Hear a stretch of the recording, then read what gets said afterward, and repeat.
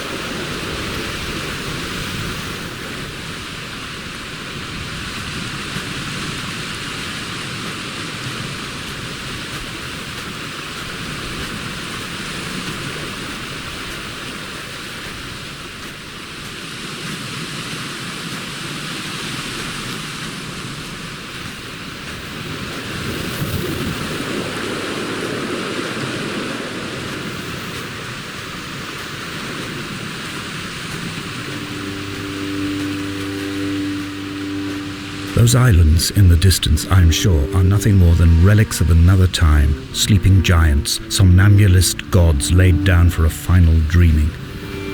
I wash the sand from my lips and grip my wrist ever more tightly. My shaking arms will not support my fading diaries.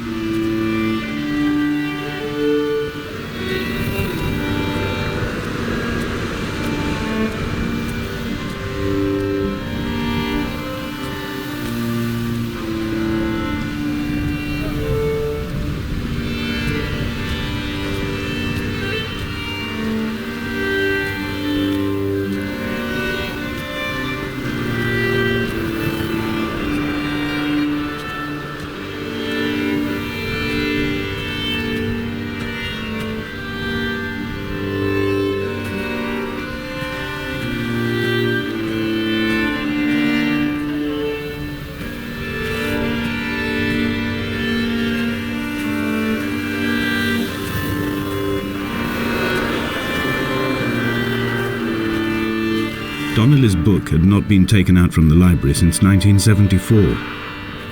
I decided it would never be missed as I slipped it under my coat and avoided the librarian's gaze on the way out. If the subject matter is obscure, the writer's literary style is even more so. It is not the text of a stable or trustworthy reporter. Perhaps it is fitting that my only companion in these last days should be a stolen book written by a dying man.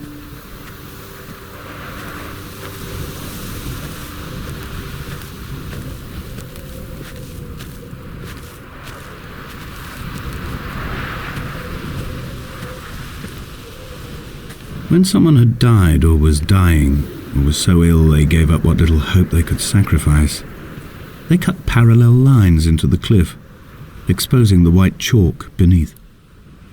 You could see them from the mainland or the fishing boats, and know to send aid or impose a cordon of protection, and wait a generation until whatever pestilence stalked the cliff paths died along with its hosts. My lines are just for this: to keep any would-be rescuers at bay. The infection is not simply of the flesh.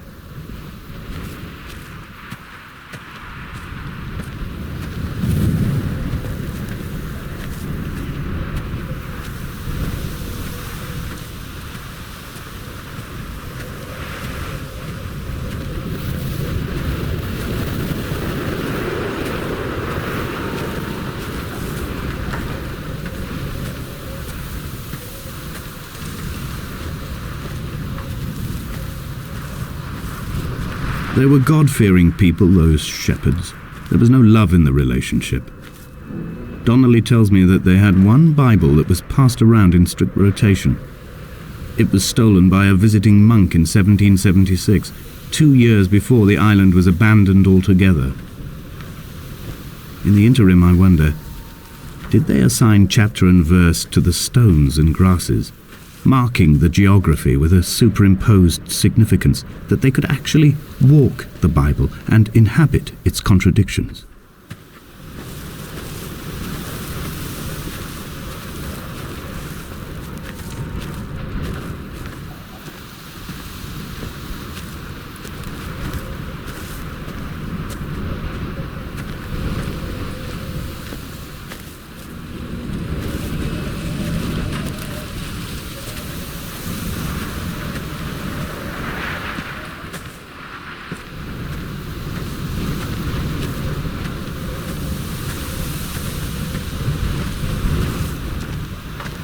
Dear Esther, I met Paul. I made my own little pilgrimage. My Damascus, a small semi-detached on the outskirts of Wolverhampton. We drank coffee in his kitchen and tried to connect to one another. Although he knew I hadn't come in search of an apology, reason or retribution, he still spiraled in panic, thrown high and lucid by his own dented bonnet. Responsibility had made him old. Like us, he'd already passed beyond any conceivable boundary of life.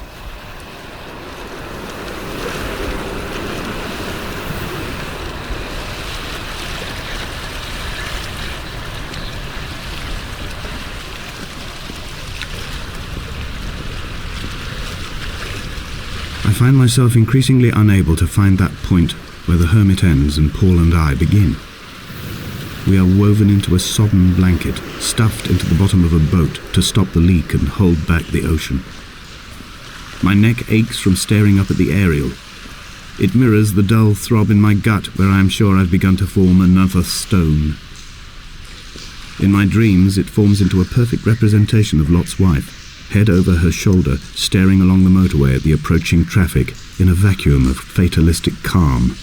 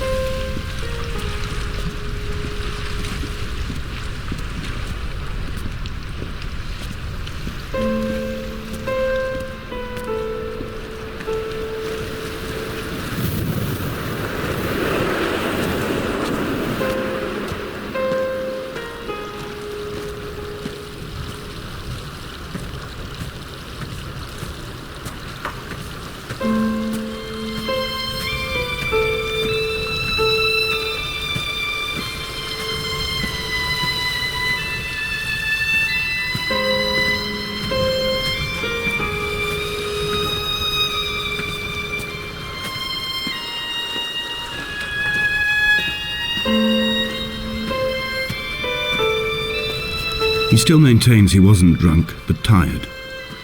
I can't make the judgment or the distinction anymore. I was drunk when I landed here, and tired too. I walked up the cliff path in near darkness and camped in the bay where the trawler lies beached. It was only at dawn that I saw the bothy and decided to make my temporary lodgings there. I was expecting just the aerial and a transmitter stashed in a weatherproof box somewhere on the mount. It had an air of uneasy permanence to it. Like all the other buildings here, erosion seems to have evaded it completely.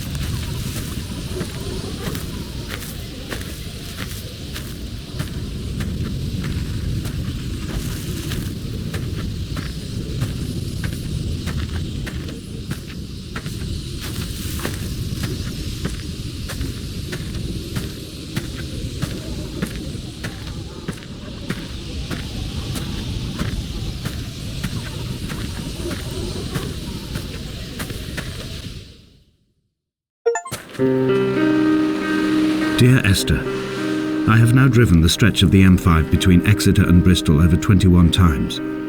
But although I have all the reports and all the witnesses, and have cross-referenced them within a millimetre using my Ordnance Survey maps, I simply cannot find the location. You'd think there would be marks to serve as some evidence. It's somewhere between the turn-off for Sanford and the welcome brake services, but although I can always see it in my rear-view mirror, I have as yet been unable to pull ashore.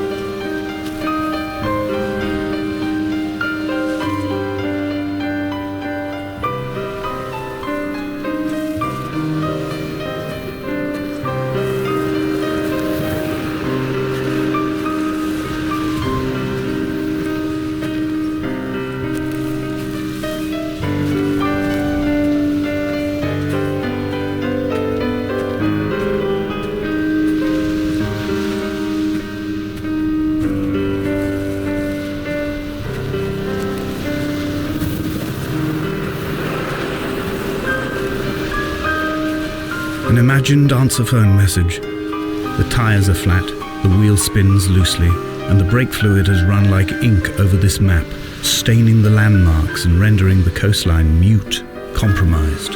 Where you saw galaxies, I saw only bruises cut into the cliff by my lack of sobriety.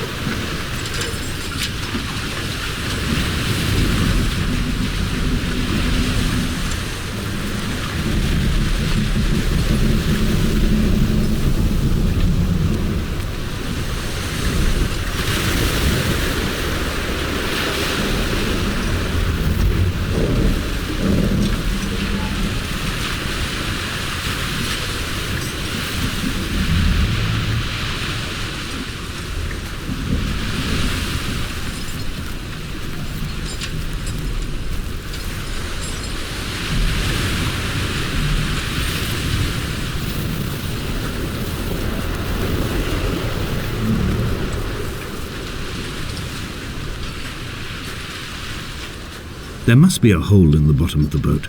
How else could new hermits have arrived?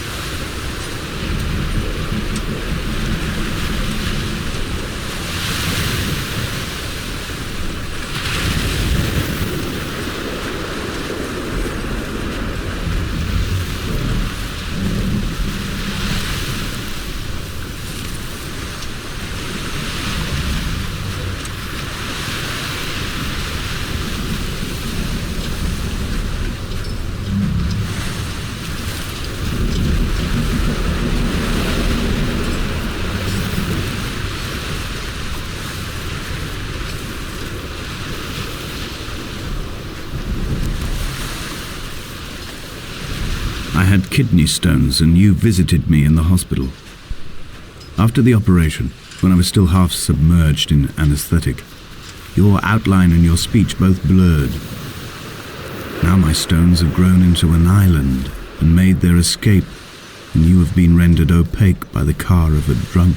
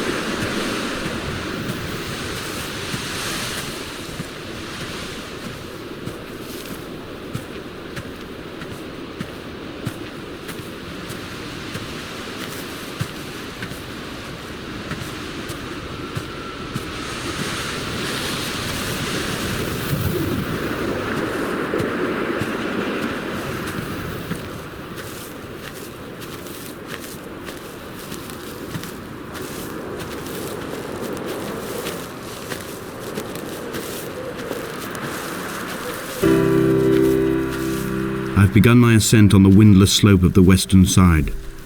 The setting sun was an inflamed eye squeezing shut against the light shone in by the doctors. My neck is aching through constantly craning my head up to track the light of the aerial. I must look downwards, follow the path under the island to a new beginning.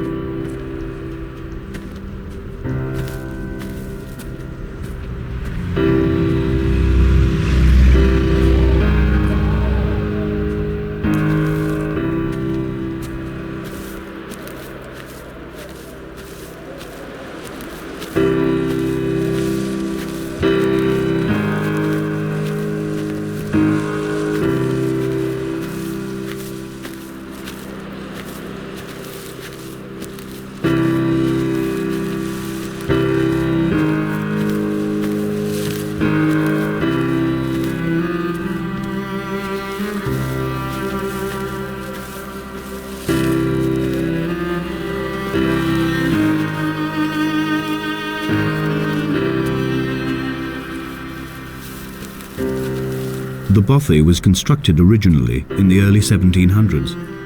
By then, shepherding had formalized into a career. The first habitual shepherd was a man called Jakobsen, from a lineage of migratory Scandinavians. He was not considered a man of breeding by the mainlanders. He came here every summer whilst building the bothy, hoping eventually that becoming a man of property would secure him a wife and a lineage. Donnelly records that it did not work. He caught some disease from his malcontented goats and died 2 years after completing it. There was no one to carve white lines into the cliff for him either.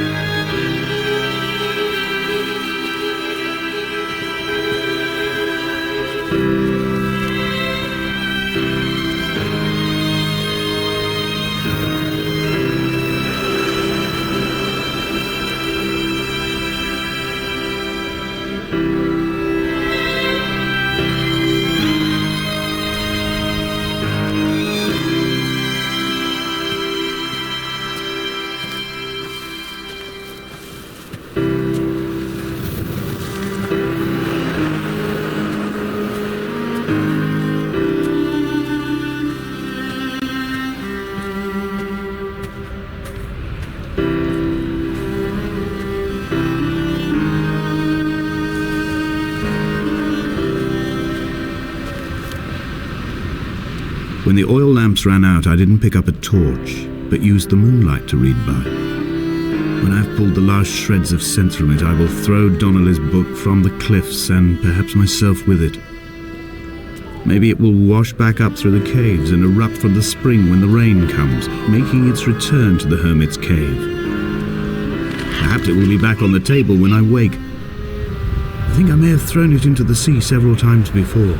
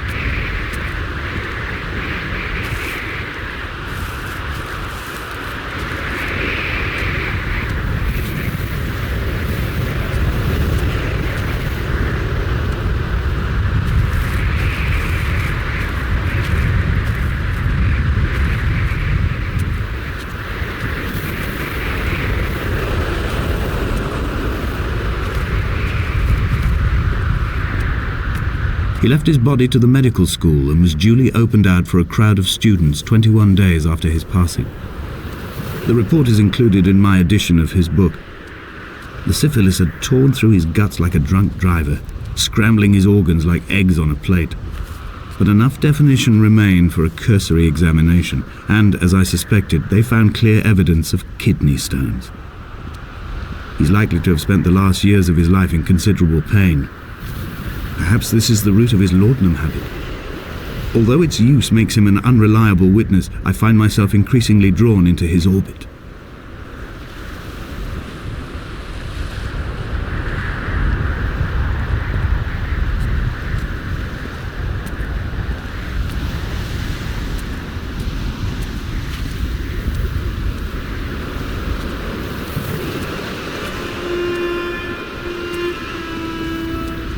They found Jakobsen in early spring. The thaw had only just come. Even though he'd been dead nearly 7 months, his body had been frozen right down to the nerves and had not even begun to decompose.